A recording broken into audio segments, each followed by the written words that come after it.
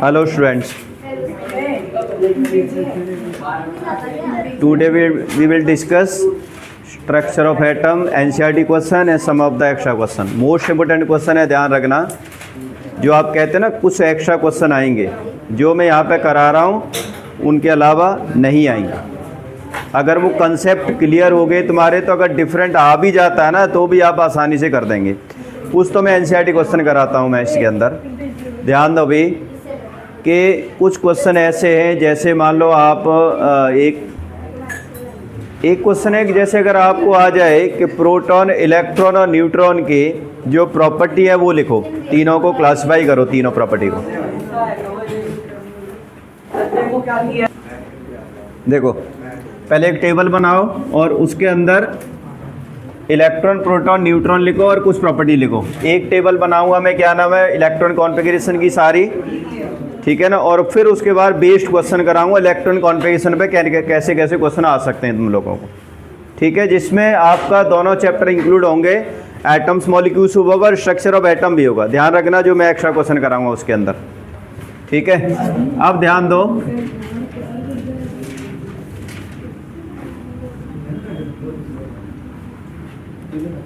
Properties,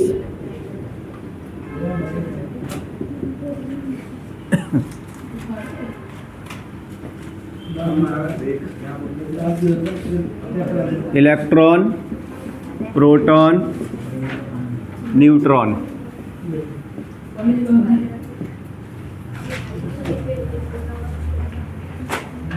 electron, proton and neutron. मैं पहले proton लिख देता हूँ यहाँ पर, थोड़ा सही रहेगा, PEN बन जाएगा।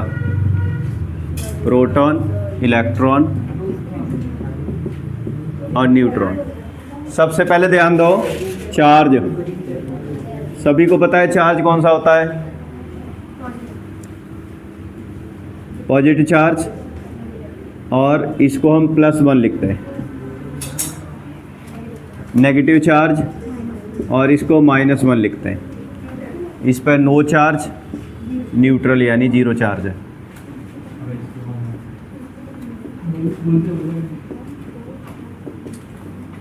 दूसरा मैं लिख देता हूँ इसका मास। प्रोटॉन का 1U होता है, हाइड्रोजन के equal to hydrogen atom, equal to hydrogen atom.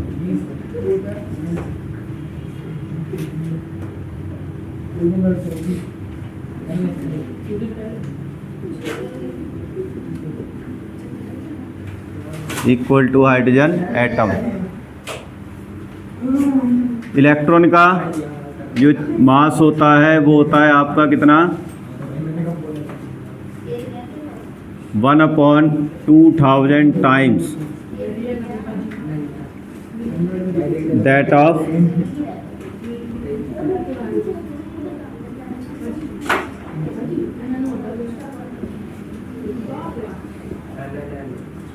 Of proton, 1/2000 times that of proton.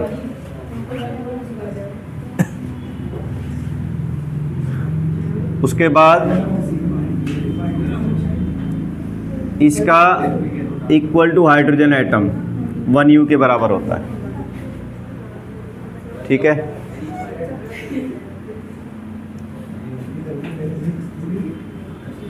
Location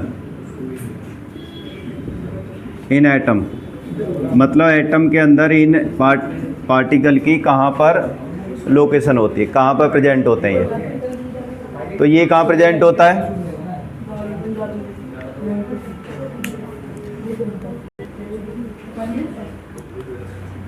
proton inside nucleus, nucleus के अंदर होता है, पता है। प्रोटॉन वैसे तो पॉजिटिव चार्ज न्यूक्लियस के अंदर ही होता है। आउटसाइड न्यूक्लियस, आउटसाइड न्यूक्लियस, ये इनसाइड न्यूक्लियस, इनसाइड न्यूक्लियस।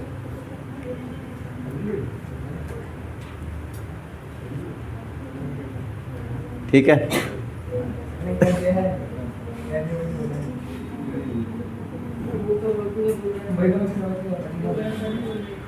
अब उसके बाद ध्यान दो,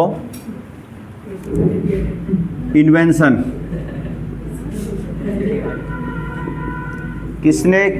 कौन से पार्टिकल की किसने इन्वेंशन की थी? डिस्कवर्ड बाय किसने किया था इसको? Goldstein, E Goldstein. Discovered by किसने किया था? J Thomson.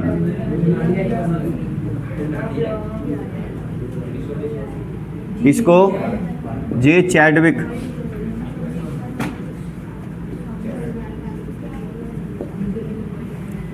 और अगर मैं रिप्रेजेंटेशन लिखूं,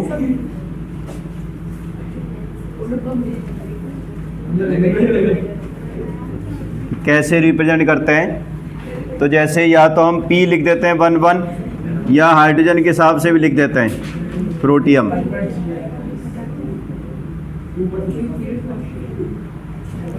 इसको E लिखते हैं 0 -1।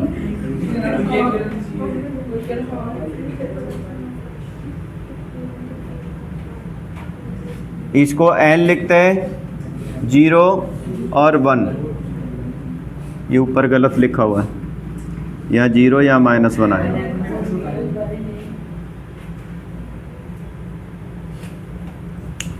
ठीक है। न्यूट्रॉन पर कोई भी एटॉमिक नंबर नहीं होता है, सिर्फ मास होता है।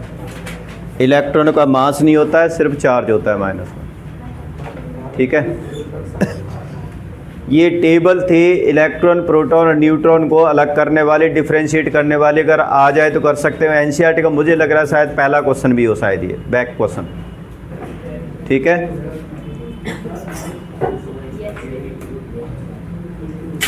अब एक और टेबल बनाओ।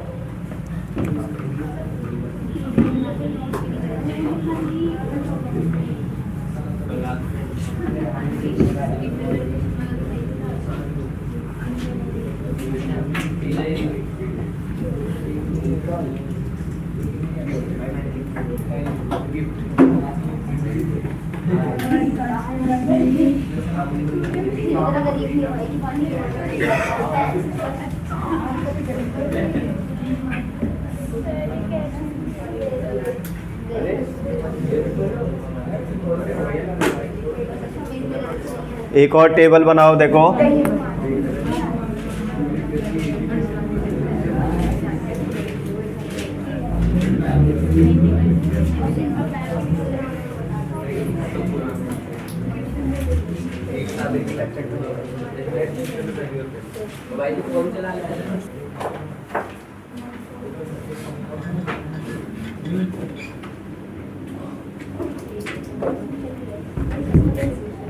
Name of element,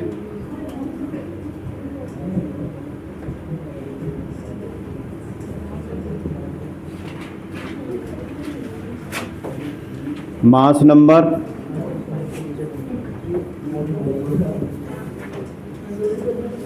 atomic number,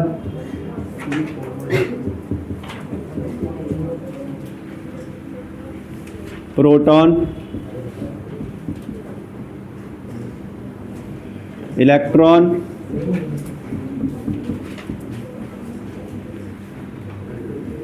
neutron,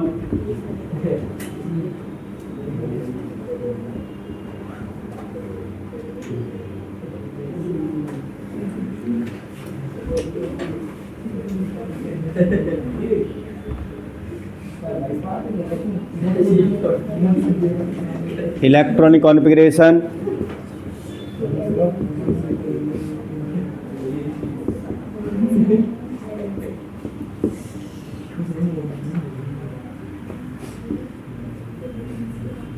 valency electron,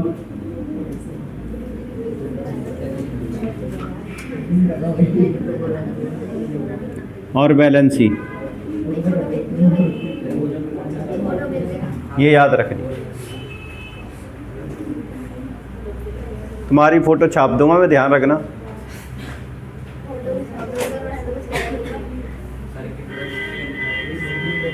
अब देखो कैसे करना है इसे। पहले 20 एटम तक का आपको सभी का सिंबल और जो यहाँ पे चीज़ें लिख रखी है ना, ये सारी याद होने चाहिए पहले 20 का। समझ रहे हो? 9th के लिए भी और 10th के लिए भी। और क्योंकि इसी पे बेस्ड ही क्वेश्चन होंगे जो एक्स्ट्रा क्वेश्चन होंगे, ध्यान रखना इस बात का। अब वो क्या क्या हो सकते हैं यहाँ देख लो एक बार।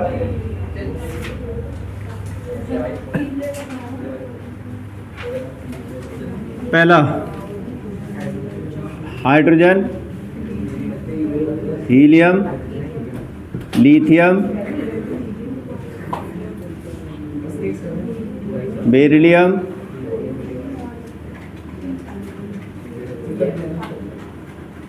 कार्बन, नाइट्रोजन, ऑक्सीजन,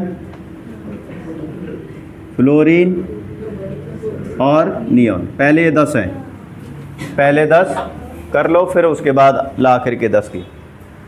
इसमें सभी को पता है हाइड्रोजन का मास नंबर 1 होता है, एटॉमिक नंबर 1 होता है, प्रोटॉन 1 होता है, इलेक्ट्रॉन 1 होता है, न्यूट्रॉन 0 होते हैं। ठीक है, इलेक्ट्रॉन कॉन्फ़िगरेशन यहाँ पे K शेल लिख देता हूँ, L M N, बस ये 4 सेल तक ही होगा। तो इसमें सिर्फ 1 इलेक्ट्रॉन होता है।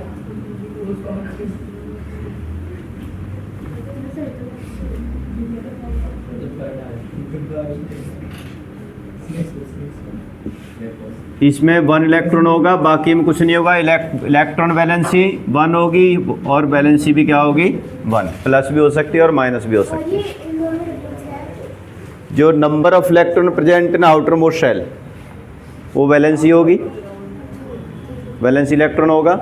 और कितने इलेक्ट्रॉन लूज या गेन करने चाहिए जिससे कि आखिर का सेल पूरा हो जाए, वो वैलेंसी होती है। अब क्योंकि पहले सेल में होते ही 2 इलेक्ट्रॉन है, तो 1 इलेक्ट्रॉन तो है ही इसके पास, तो इसका मतलब 1 ही इलेक्ट्रॉन की गेन या लूज करने की जरूरत पड़ेगी ना इसको। तो इसलिए इसकी वैलेंसी क्या है 1, क्योंकि it can lose the 1 electron to acquire the outermost shell complete. ठीक है, और लूज भी, और 1 इलेक्ट्रॉन आखिर के सेल में होता है, इसलिए वैलेंसी इलेक्ट्रॉन हो गया वो। उससे कोई फ़र्क नहीं है, मतलब सही लिखा होना चाहिए कहने का मतलब है। ठीक है, लिखा होना चाहिए। हीलियम एटॉमिक नंबर क्या होता है इसका 4 होता है एटॉमिक मास, और 2 एटॉमिक नंबर होता है। ये तीनों इक्वल होते हैं, ध्यान रखना। ये जो हमने एटॉमिक मास, प्रोटॉन, इलेक्ट्रॉन है, ये तीनों क्या होते हैं इक्वल होते हैं, अगर जब तक रिएक्शन में वो पार्टिसिपेट ना करें। ठीक है, यहाँ पर प्रोटॉन की संख्या भी 2 होगी, इलेक्ट्रॉन की संख्या भी 2 होगी और न्यूट्रॉन 4 में से 2 गया। न्यूट्रॉन कैसे निकालते हैं हम, ये न्यूट्रॉन यहाँ पे 0 थे, ध्यान रखना। एटॉमिक मास में से एटॉमिक नंबर माइनस कर दोगे तो न्यूट्रॉन निकलते हैं आपके। तो न्यूट्रॉन क्या निकल जाएंगे इसके, 4 में से 2 गया, 2 बन गया। इसका भी कॉन्फ़िगरेशन सिर्फ 2 होगी, क्योंकि पहले शेल के अंदर 2 इलेक्ट्रॉन माने जाते हैं। तो आपका यहाँ पर क्या हो गया, ये वैलेंसी इलेक्ट्रॉन 2 हो गए और ये क्या हो गया आपका वैलेंसी 0 हो गई। ठीक है, राइट। वैलेंसी लास्ट शेल में 2 ही है, वैलेंसी 2 कंप्लीट है सेल, ना इलेक्ट्रॉन लूज करेगा ना ये गेन करेगा, क्योंकि पहले शेल में 2 ही चाहिए ना।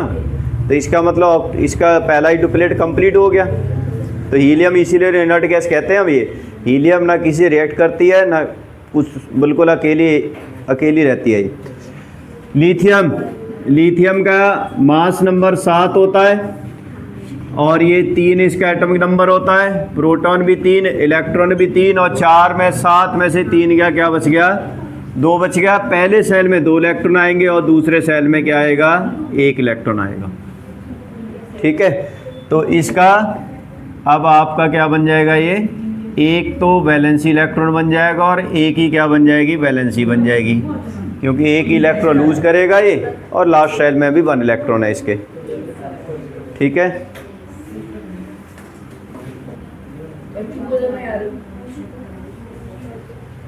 बेरिलियम का एटॉमिक मास कितना होता है? 9 होता है। एटॉमिक नंबर 4 होगा। और ये कितना होगा इसका? प्रोटॉन 4 4, 9 में से 4 गया, क्या बच गया? न्यूट्रॉन की संख्या 5 हो जाएगी। इलेक्ट्रॉनिक कॉन्फ़िगरेशन क्या होगी? सक्षम। बेरिलियम की इलेक्ट्रॉनिक कॉन्फ़िगरेशन बताओ।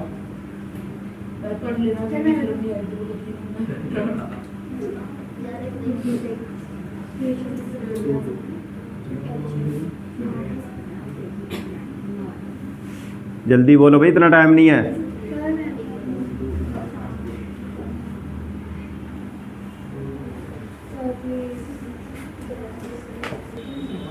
चार एटॉमिक नंबर है तो एटॉमिक नंबर की इलेक्ट्रॉन कॉन्फ़िगरेशन लिखी जाती है ना। पहले सेल में 2 आ गए और दूसरे में मैक्सिमम कितने होते हैं? 8 होते हैं। तो अब दूसरे सेल में 2 है तो वैलेंसी इलेक्ट्रॉन भी 2 हो गए। इलेक्ट्रॉन, ये भी 2 इलेक्ट्रॉन ही लूज या गेन कर सकता है। ठीक है। उसके बाद आते हैं बोरोन। बोरोन का एटॉमिक मास कितना होता है? 11। और 5 5 5 और 11 में से 5 गया 6। ठीक है।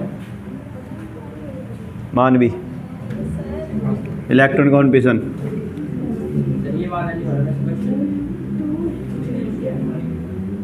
आगे हैं 3। तो वैलेंसी इलेक्ट्रॉन कितने होंगे इसके? 3 होंगे। और ये भी क्या होगा इसका? 3 होगा। कार्बन एटॉमिक मास होता है 12, 6 6 6 6, सब कुछ 6 6 होगा इसका। तो इलेक्ट्रॉन कॉन्फ़िगरेशन क्या होगी? 2 और 4। लास्ट सेल में कितने इलेक्ट्रॉन है? तो 4 और 4 क्या हो गई? वैलेंसी। ठीक है। उसके बाद नाइट्रोजन कितना होता है इसका? 14। और कितना होगा? 7। हाँ भी सक्षम। ये तीनों चीज़ बताओ कितनी कितनी होंगी?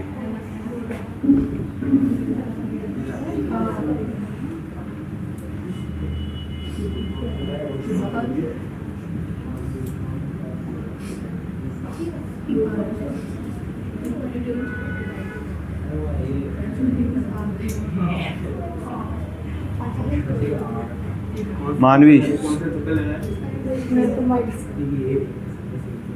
हाँ भी तुम बताओ। नहीं वो एरिक एरिक इसकी इलेक्ट्रॉन कॉन्फ़िगरेशन क्या होगी?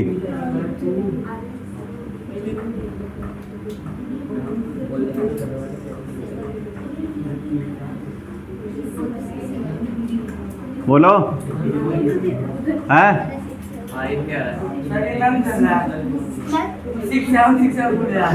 बोलो, तुम बताओ क्या है?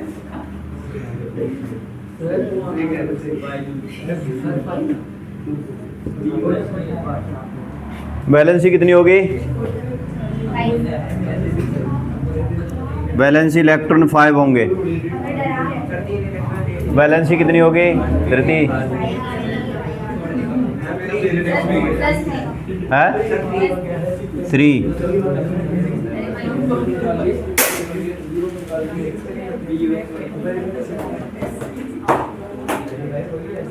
अब आगे ऑक्सीजन 16 एटॉमिक मास होता है, 8 एटॉमिक नंबर होता है। तो यहाँ भी 8 आएगा, यहाँ भी 8 आएगा और 16 में से 8 गया तो क्या आएगा? 8 ही आएगा। इलेक्ट्रॉनिक कॉन्फ़िगरेशन क्या होगी इसकी? 2 6। लास्ट में कितने इलेक्ट्रॉन है? तो वैलेंसी इलेक्ट्रॉन कितने हो गए? बट कितने इलेक्ट्रॉन चाहिए इसको कंप्लीट करने के लिए? तो -2 क्या होगी? वैलेंसी। 2 भी लिख देते हैं, -2 भी लिख देते हैं। अगर एग्जैक्ट में लिखी जाए तो -2 नहीं 2 भी चल जाती है। ठीक है। तो हम कह सकते हैं कि जो इलेक्ट्रॉन की माइनस में आ रही है they are capable to gain the electron, और जिनकी वैलेंसी प्लस में आ रही है दे लूज द इलेक्ट्रॉन। तो जिसके लास्ट सेल में 1 से 4 तक होती है वो इलेक्ट्रॉन लूज 1 से 3 तक होता है। वैसे तो 4 तो दोनों का ही पार्टिसिपेट कर सकता है गेन लूज में, इसलिए जिससे 1 से 3 तक होती है वो हमेशा क्या करेंगे? इलेक्ट्रॉन को लूज करेंगे मोस्टली शुरू के एटम। अब उसके बाद फ्लोरीन। फ्लोरीन का एटॉमिक मास कितना होता है एक बार बताओ? 19 और एटॉमिक नंबर 9, ये भी 9। ये भी 9 और ये भी, ये 10 होगा। इलेक्ट्रॉन कॉन्फिगरेशन क्या होगी? 2 और 7, 2 7, तो क्या हो गया इसका? -1। ठीक है। अब नियॉन इनर्ट गैस माना जाता है। 20 क्या होता है इसका? 20 है 21, एक बार ये कंफर्म करके बता देना मुझे बस। और इसका क्या नाम है? 10 होगा, 10 होगा, 21 होना चाहिए वैसे मेरे ख्याल है, जहाँ तक इसका 10 होगा, 10 होगा है। इसका जो टेबल के अंदर प्रोटॉन न्यूट्रॉन को ऐड करके बताओ ना, उसमें टेबल में है प्रोटॉन भी 10 है, न्यूट्रॉन भी 10 है।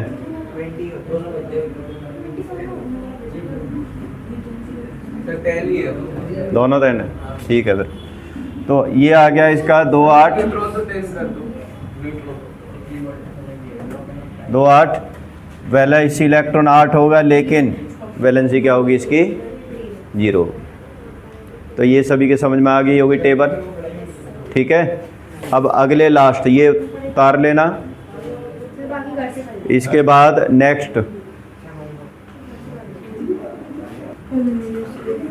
नेक्स्ट 10 एलिमेंट की देखो। सोडियम, सोडियम के बाद आता है तुम्हारा magnesium, aluminium, silicon, phosphorus, sulphur, chlorine और नहीं, कहीं बीच में रह गया,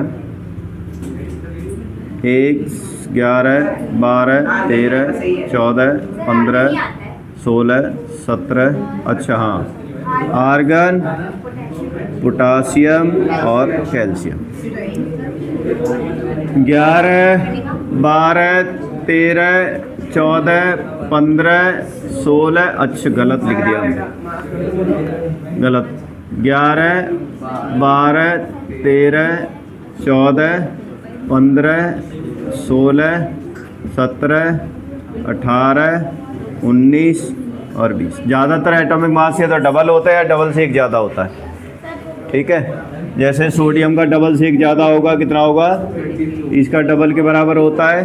इवन का डबल के बराबर होता है मोस्टली, ऑड का डबल से एक ज़्यादा होता है ज़्यादातर, ध्यान रखना। 17, 18 और 7 हाँ, एल्यूमिनियम में ऑड आ गया 13 दूनी 26 और 1।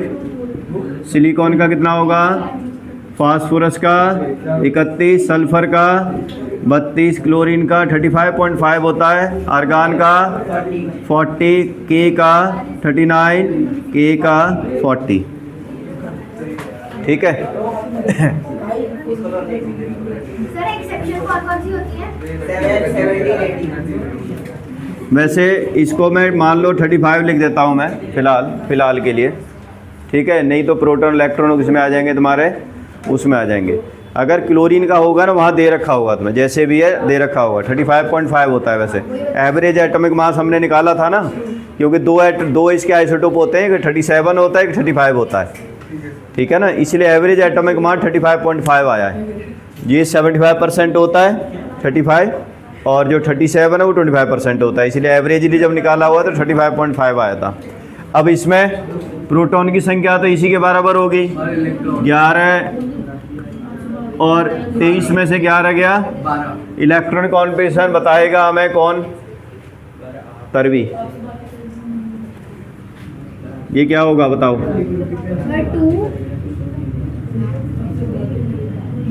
8 1। मानवी 1 इसमें आ गया, कोई दिक्कत नहीं इसमें। ठीक है ना। इसमें सर 0। अब आगे पूछेंगे हम। मैग्नीशियम का प्रोटॉन 12 होंगे, ये भी 12 होंगे, ये भी 12 होंगे। इलेक्ट्रॉन कॉन्फिगरेशन क्या होगी? 282। आर्या, इसकी वैलेंसी? हाँ, वैलेंसी 0। ठीक है। हाँ भाई, हाँ, बड़े एकांत में बैठे हो तुम, एकांश। इन्होंने 0 बताई है। क्या ये बैलेंसी सही है, जस्टिफाइड है? या तो तुम पिटोगे या दोनों नहीं पिटोगे।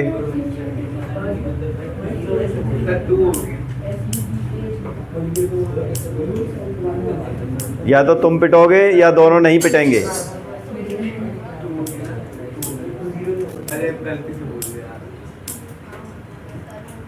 अबे 2 होगी यार।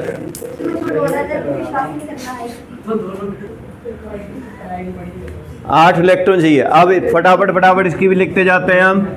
इसका 13 13 2 8 3 और 3। सिलिकॉन 14 ये गलत लिख दिया हमने, ये 14 आएगा क्योंकि 27 में से 13 गया तो क्या बचेगा 40। उसके आएगा 2 8 4 ठीक है। फास्फोरस का क्या होगा? फास्फोरस का क्या हो जाएगा? ये आ जाएगा आपका 15 16 2 8 और 5 वैलेंसी इलेक्ट्रॉन 5 वैलेंसी 3 या 5।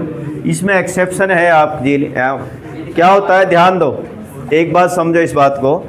जब नाइट्रोजन की हम 2 5 लिखते हैं ना, तो इसका सेल होता है छोटा, तो ये सिर्फ गेन ही कर सकता है, ये लूज नहीं कर सकता, क्योंकि जो 5 इलेक्ट्रॉन होते हैं यहाँ पर, ये बहुत मजबूती से बाइंड करते हैं न्यूक्लियस के साथ में, छोटा साइज होने की वजह से।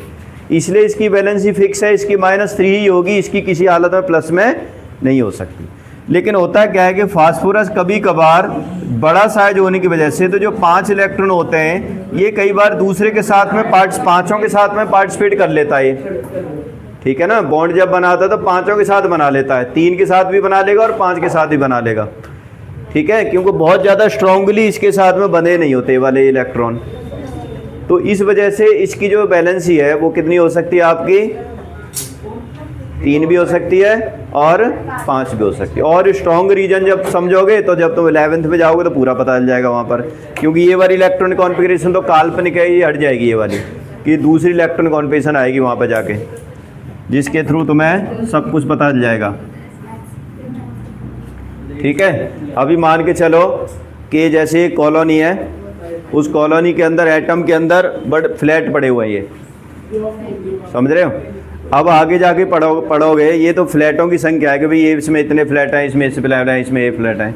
लेकिन जब आगे जाओगे तो ये पता भी चलेगा तो भाई किस फ्लैट में कितने कमरे हैं, ठीक है, कितने बेड लगे हों, उस बेड पर भी कितने बंदे सो सकते हैं। तो जो कितने बंदे सो सकते हैं वो इलेक्ट्रॉन की संख्या होगी। ठीक है, ऐसे इतनी तक अंदर तक जाओगे तब जाके मेन एग्जैक्टली लोकेशन पता चलेगी कि इलेक्ट्रॉन है कहाँ पर है, एटम के चारों तरफ इलेक्ट्रॉन है कहाँ पर। ये जो बोर की थ्योरी है ये ख़त्म हो जाएगी, ये बिल्कुल काल्पनिक थ्योरी है अभी फ़िलहाल के लिए, इसकी कोई एग्जिस्टेंस नहीं है जब आगे क्लास में जाओगे तो, समझ रहे हो। तो इसलिए अभी फ़िलहाल तुम्हें ये पढ़नी है, लेकिन जब 11th में जाओगे तो पढ़ोगे, लेकिन धीरे धीरे जब ये भी इसकी भी कोई ज़्यादा मतलब वो नहीं रहेगी, इम्पोर्टेंस नहीं रहेगी। जो क्वांटम थ्योरी है उसी की इम्पोर्टेंस आएगी, जो आजकल सुना होगा क्वांटम कंप्यूटर चल रहा है वही सब कुछ है इस। अब आगे सल्फ़र का आपका होता है कितना, सब कुछ 16 होता है, 2 8 6 और क्या होगा इसका -2। ठीक है, -2 होता है, क्योंकि अब तुम कह सकते हो इसकी 6 क्यों नहीं हुई भी। 6 इलेक्ट्रॉन को लूज करना बहुत मुश्किल होता है, 5 तो चलो चल जाते हैं, लेकिन 6 इलेक्ट्रॉन क्या हो गए, काफ़ी ज़्यादा हो गए। ठीक है, होती भी है 6, ऐसा नहीं है नहीं होती, आगे क्लास में पढ़ोगे 6 भी होती है इसकी। तो आगे देखो क्लोरीन का क्या हो जाएगा, 17 18 2 8 7 क्या होगी 7 और -1। इसकी 20 कितनी होगी, 18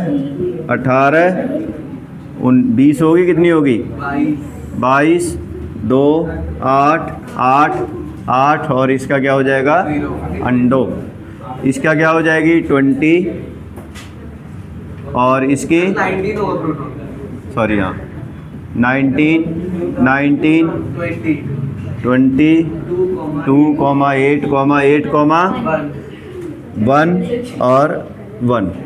इसकी क्या होगी? 20, 20, 20, 2, 8, 2। लास्ट सेल में कितने इलेक्ट्रॉन है? 2 और 2। सर हाँ एन की लिमिट क्या है? है एन शेल की लिमिट क्या होती है? 7 शेल्स होते हैं ना टोटल। एन में मैक्सिमम 1 से 8 तक, फिर मैक्सिमम 18, फिर 32, मैक्सिमम 32 तक। पहले 1 से 8 तक, मतलब जितने बच गए उसमें आ जाएंगे। हाँ, लेकिन 8 और 18 के बीच में नहीं हो सकता। अब जैसे मान लो मैंने बोला भी था तुम्हें, जैसे 37 लिया किसी का एटॉमिक नंबर, तो 2 हो गया, 8 हो गया, फिर 18 आ जाएगा, फिर 8 आ जाएगा, फिर 1 आ जाएगा। अब मान लो किसी का 47 है, 36 प्लस 18 कितना हो गया? 6, 8 और 6 है 54।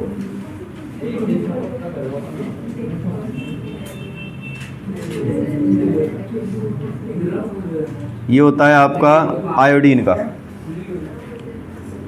ठीक है, अब मानो कि चलो इसका इलेक्ट्रॉन वो लिखो, इलेक्ट्रॉन कॉन्फिगरेशन 2, 8, 18 कितने हो गए? 28 हो गए। अब क्या 32 बनते हैं? नहीं बनते, नहीं बनते मेरे ख्याल में, नहीं बन रहे ना। 18 बनेंगे, तो फिर दोबारा 18 आ जाएगा, फिर उसके बाद सर उसके बाद 8 आएगा, फिर हाँ ख़त्म। तो चेक कर लो सर।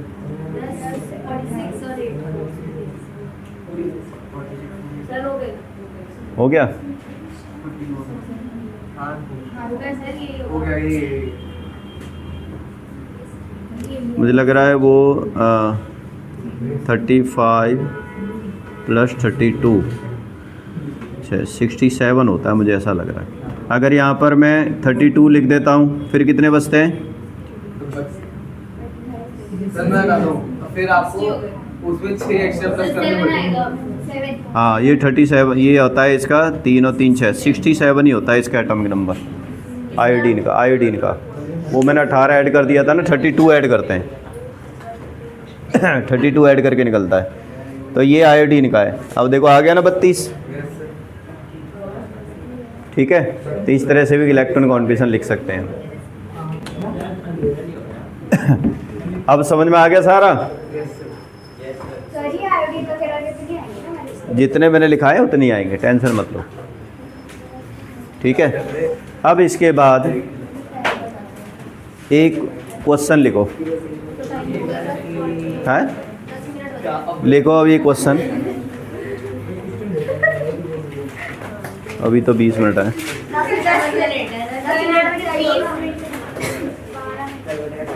एन एटम एक्स, एक रुक जाओ। An atom x whose atomic number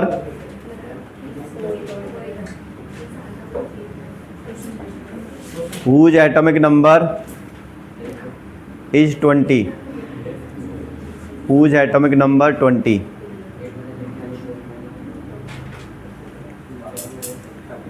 combine with oxygen,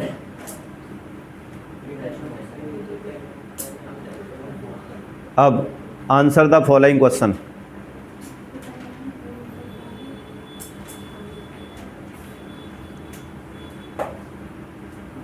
Write the valency of this electron.